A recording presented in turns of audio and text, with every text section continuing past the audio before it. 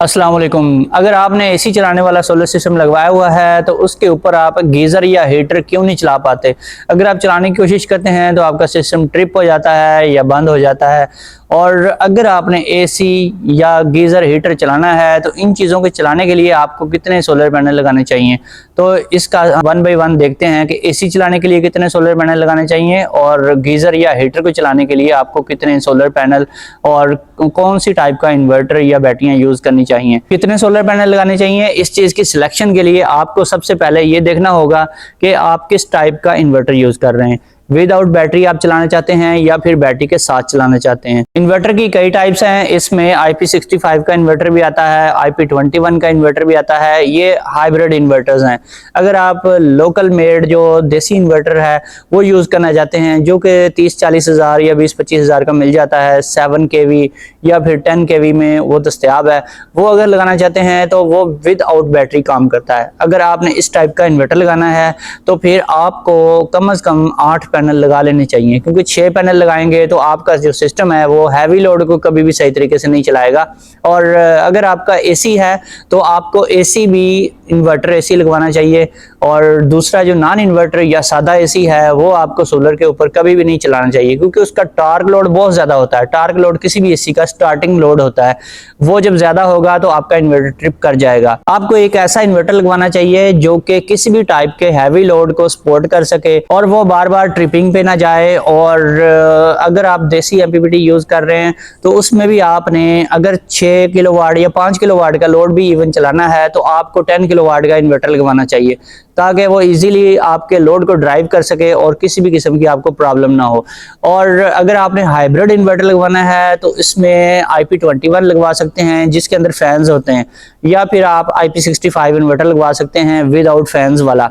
और इसमें आपको बैटरी लाजमी साथ लगानी चाहिए। बैटरी लगाएंगे तो आपका जो IP21 इन्वर्टर है वो कभी भी खराब नहीं होगा। अगर आप IP65 इन्वर्टर यूज कर रहे हैं जो कि विदाउट फैंस होता है तो वो आपका जो इन्वर्टर है उसके अंदर प्रोटेक्शन होती है, वो ट्रिप हो जाता है अगर आप उसके साथ बैटरी नहीं कनेक्ट करते। आजकल ऐसे इन्वर्टर्स भी आ रहे हैं कुछ जो कि आप विदाउट बैटरी भी यूज कर सकते हैं, लेकिन आप कोशिश करें कि 2 सोर्स अपने इन्वर्टर को लाजमी दे। अगर उसको आप सोलर पे चला रहे हैं तो उसके साथ आपको बैटरी लाजमी अटैच करनी चाहिए। अगर आप बैटरी अटैच नहीं करते तो आपको एवरी टाइम उसे वापडा देनी चाहिए, ताकि सोलर के साथ साथ आपकी वापडा जो है वो भी अवेलेबल हो, ताकि किसी भी किस्म का अगर टार्क लोड आता है तो आपकी जो बैटरी या फिर वापडा जो आपने दूसरा सोर्स दिया हुआ है वो उसको सपोर्ट करके शेयरिंग करके चला सके, उसको हैंडल कर सके। ये ना हो कि बार बार वो ट्रिपिंग करे। बार बार जब इन्वर्टर ट्रिपिंग पे जाता है तो उसके जलने के, खराब होने के, वीक होने के चांसेस इंक्रीज हो जाते हैं। इसी वजह से IP21 वाले इन्वर्टर्स ज्यादा खराब होते हैं बनिस्बत IP65 वाले इन्वर्टर के।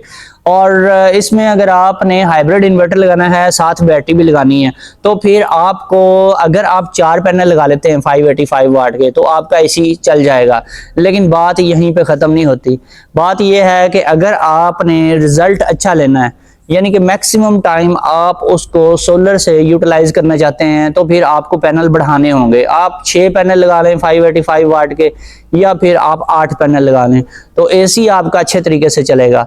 अगर आपने करना है गुजारा तो 6 पैनल से आपका अच्छा खासा गुजारा हो सकता है, लेकिन अगर आप 4 पैनल लगाते हैं, 7 बैटरीज लगा लेते हैं, तो फिर आपका 3 से 4 घंटे जो पीक टाइम है 10 बजे से लेकर तकरीबन 2 बजे के इन बिटवीन आपका एसी तो चल जाएगा, लेकिन सुबह और शाम के टाइम पे नहीं चलेगा। अगर आप चाहते हैं ज्यादा टाइम चले तो फिर आप इसमें 6 पैनल लगाएं। 6 पैनल लगाने से ये है कि इसमें 2 घंटे का मजीद इजाफा कर लें। पहले अगर आपका 10 बजे से लेकर 2 बजे तक चलता था, 6 पैनल लगाकर आपका जो एसी है 9 बजे से लेकर 3 बजे तक चल जाएगा। तो इसी तरह से 8 पैनल लगाएंगे तो 1-2 घंटे का मजीद इजाफा हो जाएगा, तो आपका एसी जो है वो मैक्सिमम टाइम चल सकेगा। और इसमें फिर ये भी है कि अगर आप एम्पेयर लॉक वाला एसी यूज कर रहे हैं तो फिर उसको जब बैटरी पे आप शिफ्ट करते हैं या फिर शाम का टाइम हो जाता है तो फिर उसके एम्पेयर लॉक आपको कर देने चाहिए। अदरवाइज अगर आपका रूम ज्यादा यूज नहीं होता, छोटे साइज का है, तो फिर वो इतना कूल हो जाता है कि उसका खर्चा वैसे ही कम हो जाता है, उसके जो एम्पेयर्स हैं वो भी कम हो जाते हैं। आमतौर पे एसी 2-2.5 एम्पेयर या 1.5-2 एम्पेयर 3 एम्पेयर पे आ जाता है। नॉर्मली एसी गर्मी, सख्त गर्मी के दिनों में 3 एम्पेयर पे आ जाता है। अगर आपके एसी रूम का डोर बार बार नहीं खुलता तो फिर 1-8 घंटे के बाद उसके एम्पेयर लाजमी कम हो जाते हैं। और इसके अलावा अगर आपने हीटर या गीज़र चलाना है तो हीटर में कई किस्में आती हैं। सबसे पहले हम हीटर की बात कर लेते हैं। हीटर एक तो आता है जी राडों वाला, जिसमें ट्यूबों की शेप के राड्स यूज किए जाते हैं। आजकल 2 राड्स वाला भी होता है, 3 राड्स वाला भी होता है। शीशे के राड्स देखने में लगते हैं और उनके अंदर एक बारीक सा स्प्रिंग होता है जो कि हीट प्रोड्यूस करता है। तो इसमें जो एक राड यूज किया जाता है वो 400 वाट का राड होता है। अगर आप 2 राडों वाला इस टाइप का कोई भी हीटर यूज कर रहे हैं तो वो 800 वाट वाला है। इसी तरह से 3 राडों वाला जो आता है वो 1200 वाट बिजली लेता है। तो इसका इतना कोई इशू नहीं है, इसको 4 पैनल पे आप इजीली चला सकते हैं। इवन कि आपने अगर 3 पैनल भी लगाए हुए हैं 585 वाट के तो आपका ये जो हीटर है ये इजीली चल जाएगा।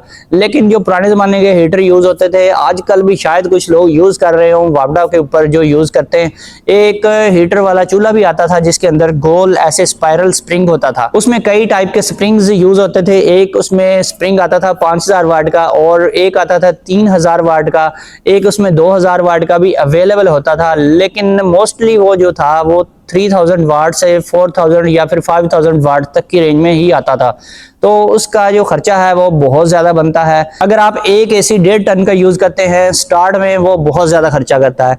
इवन के वो आपका 2000 वाट को भी बाजुकात क्रॉस कर जाता है। एसी में भी फ़र्क होता है और कई कंपनियां हैं बनाने वाली। कोई आपका एसी जो है मैक्सिमम 1800 वाट तक जाता होगा और कोई जो एसी है वो 2000 से लेकर 2200-2300 वाट तक भी चला जाता है इन द स्टार्ट।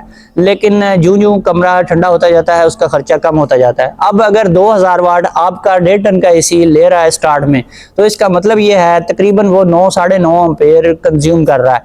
9 से 9.5 एम्पेयर लेता है तो 2000 वाट बनते हैं। इसी तरह से अगर आप बहुत बड़ा हीटर यूज कर रहे हैं जिसके अंदर काफी मोटा स्प्रिंग है, 5000 वाट उसकी पावर है, तो वो अप्रोक्सीमेटली कोई आपका 20-22 एम्पेयर का भी हो सकता है। और नॉर्मली आजकल इस टाइप के हीटर यूज नहीं होते।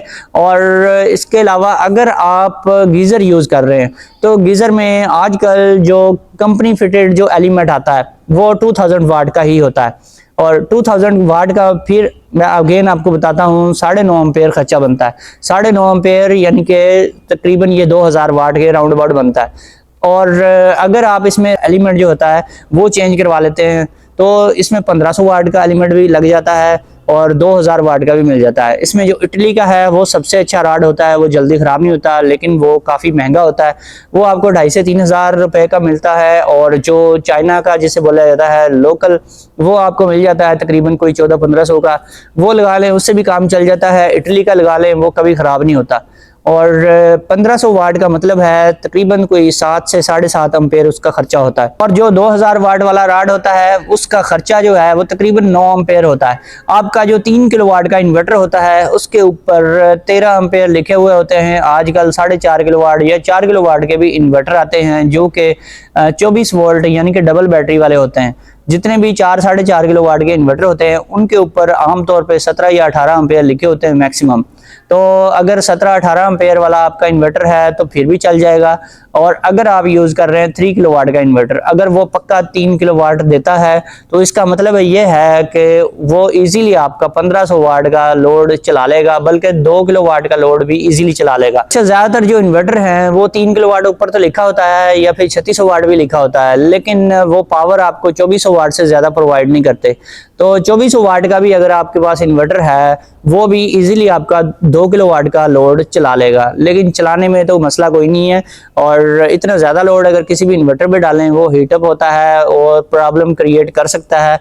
नॉर्मली इसको कुछ नहीं होता, लेकिन कोशिश किया करें 70 to 80% से ज़्यादा लोड कभी भी ना डालें किसी भी इन्वर्टर पे। इसके अलावा अगर आपने एक ऐसा सिस्टम लगाया हुआ है जिसके ऊपर आप एसी चलाते थे और आजकल आपने सर्दियों में उसके ऊपर गीजर या फिर हीटर चलाना शुरू कर दिया। हीटर जो है नॉर्मली मैंने आपको बताया रॉड की शेप में जो हीटर आता है जिसमें 2 या 3 रॉड लगे होते हैं, उसका इतना कोई खास खर्चा नहीं होता। वो एक की बजाय आप 2 हीटर भी चला सकते हैं। और 3 किलोवाट के इन्वर्टर पे भी इजीली चल जाते हैं जो हाइब्रिड में आते हैं। और 5 किलोवाट या 6 किलोवाट के जो इन्वर्टर आते हैं उसके ऊपर भी वो इजीली चल जाते हैं। लेकिन मसला तब आता है जब आप गीजर चलाते हैं उस सिस्टम के ऊपर जो आपने एसी चलाने के लिए लगाया हुआ था। एसी चलाने के लिए आपने उसके साथ 4, 5 या फिर 6 पैनल लगाए होंगे।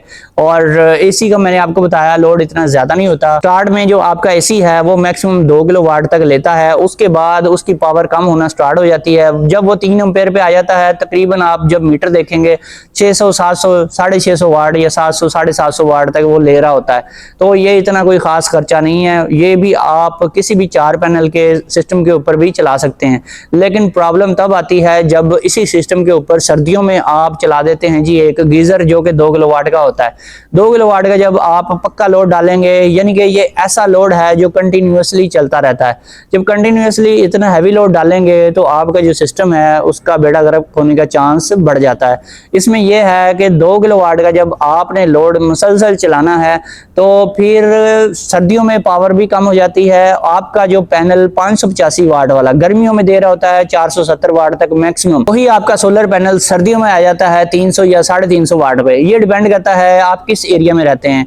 हिली एरियाज में ज्यादा मसाइल आते हैं सर्दियों के सीजन में, वहां पर अक्सर बादल वगैरह भी आए रहते हैं और धुंध भी ज्यादा होती है। या फिर आप अगर किसी नहर या दरिया के किनारे पे रहते हैं तो वहां पर भी धुंध, स्मोग वगैरह बहुत ज्यादा होती है, वहां पर भी आपको पावर कम मिलेगी। अगर आप पंजाब या सिंध के ट्रॉपिकल रीजन्स में रहते हैं तो फिर आपको यही 585 वाट वाला पैनल मैक्सिमम 350 वाट तक प्रोवाइड करता है सर्दियों में। और सर्दियों में अगर मौसम बहुत ही अच्छा हो तो मैक्सिमम ये 400 वाट तक भी जा सकता है, इससे ज्यादा ऊपर नहीं जाता। और जब इस सिस्टम पे जिस पे आपने 4 पैनल लगाए हुए हैं आप डालेंगे लोड गीजर का, तो फिर क्या होगा कि वो 300 वाट एक पैनल दे रहा है तो 4 पैनल आपको देंगे तकरीबन कोई 1200 वाट। तो 1200 वाट जनरेशन है और आप लोड डाल रहे हैं 2 किलोवाट का। ऐसी सूरत हाल में ये होगा कि आपका इन्वर्टर बैटरियों को यूज करना शुरू कर देगा। जब बैटरियां आपकी यूज होनी शुरू हो जाएंगी तो तकरीबन आपकी जो बैटरियां हैं, अगर 2 बैटरियां लगी हुई हैं तो फिर तकरीबन 1 आध घंटे में वो बैटरियां जो हैं वो काफी हद तक लो हो जाएंगी। जब आपकी बैटरियां बहुत लो हो जाएंगी तो फिर आपका जो सिस्टम है वो टोटली या तो शिफ्ट हो जाएगा वापडा के ऊपर, या फिर बैटरियां मजीद यूज होती रहेंगी। मजीद यूज होते होते तकरीबन कोई 1.5-2 घंटे के बाद आपका सिस्टम जो है या तो शट डाउन हो जाएगा या फिर वापडा पे कन्वर्ट हो जाएगा। तो ऐसे सिस्टम को चलाने के लिए आपको सर्दियों के हिसाब से सोलर सिस्टम लगवाना चाहिए। यानी कि 2 किलोवाट का लोड आपने गीजर के चलाना है सर्दियों में तो आपने 4 या 6 पैनल कभी भी नहीं लगाने, फिर आपने कम से कम भी 8 पैनल लगाने। 8 पैनल लगवाएंगे तो वो सर्दियों में आपको अप्रोक्सीमेटली कोई 2.5 किलोवाट के राउंड अबाउट देंगे। जब आपके सोलर पैनल से 2.5 किलोवाट के राउंड अबाउट आपको प्रोवाइड करेंगे तो उसके ऊपर 2 किलोवाट का लोड इजीली चल जाएगा, कोई भी इसमें टेंशन नहीं है। हाँ, इसमें यह है कि पीक टाइम में ये चलेगा और जब ऑफ पीक टाइम होगा तब बैटरियां थोड़ी थोड़ी यूज होंगी। अगर बैटरियां लगी हुई होंगी तो आप सोलर को ज्यादा अच्छे तरीके से यूटिलाइज कर सकते हैं, इससे ज्यादा बेनिफिट आप ले सकते हैं। और 8 पैनल आपने लाजमी लगाने हैं अगर आप 2 किलोवाट का कोई भी हैवी लोड चलाना चाहते हैं सर्दियों के दिनों में। और इसमें यह है कि वही 8 पैनल आपके गर्मियों के दिनों में आपको अप्रोक्सीमेटली 3600-3700 वाट तक प्रोवाइड कर सकते हैं। इसके अलावा अगर आप छोटे साइज के जो इलेक्ट्रिक गीजर आए हुए हैं, इंस्टेंट के नाम पे होते हैं लेकिन वो इंस्टेंट होते नहीं हैं, वो तकरीबन आधे से पौना घंटा लग जाता है। उनका जो पानी है वो 80 डिग्री सेंटीग्रेड पर पहुंचकर वो ट्रिप हो जाता है जी आपका जो इसमें एलिमेंट लगा होता है। ये कोई 2-2.5 फुट लेंथ होती है और इतनी कोई विड्थ होती है। और ये जो गीजर होते हैं ये इंस्टेंट के नाम पे सेल होते हैं लेकिन ये इंस्टेंट होते नहीं है। अगर 10 लीटर कैपेसिटी वाला गीजर भी आप बिजली पे चलाते हैं तो तकरीबन आधा घंटा लग जाता है उसको मैक्सिमम 80 डिग्री तक पहुंचाने के लिए। और 20 लीटर वाला जो होता है वो भी तकरीबन पौने घंटे से लेकर 1 घंटा उसको लग जाता है पूरा पानी गर्म होने के लिए। और अगर थर्मोस्टेट को आपने सेट किया हुआ है 60 डिग्री या 70 डिग्री तो टाइम कम भी हो सकता है। और ये जो जितने भी गीजर हैं छोटे या बड़े, इनमें आप राड जो होता है वो चेंज कर सकते हैं। राड चेंज करके 1500 वाट का इसमें यूज करके आप छोटे सोलर सिस्टम पे भी इजीली इसको चला सकते हैं। उससे आपका टाइम जो है वो बढ़ जाएगा। अगर पहले आधा घंटा लग रहा था अब आपका 1 घंटा लगेगा या पौना घंटा लगेगा। और इससे ये है कि आपके इन्वर्टर के ऊपर ज्यादा लोड नहीं आएगा, आपका सिस्टम चलता रहेगा। अगर आप बड़े साइज का गीजर यूज कर रहे हैं तो इसमें यह है कि वो 25 गैलन, 30 गैलन या फिर 35 गैलन का अवेलेबल होता है। इससे छोटे भी होते हैं। और 25-30 गैलन का जो गीजर होता है वो आम तौर पे अगर उसको हम सोलर पे या इलेक्ट्रिक पे चलाएं तो तकरीबन अगर 2 किलोवाट का उसके अंदर राड लगा हुआ है तो अप्रोक्सीमेटली उसको पानी 80 डिग्री तक हीट करने के लिए तकरीबन कोई 4 घंटे लग जाते हैं, 3.5 घंटे भी लग सकते हैं अगर आपका 20 गैलन वाला है। अगर आप इसमें बड़े साइज का 30 या 35 गैलन वाला यूज कर रहे हैं तो फिर 4 से 5 घंटे लग जाते हैं सारे गीजर को गर्म होने में। तो फिर मिलेंगे नेक्स्ट वीडियो में। ओके, अल्लाह हाफिज।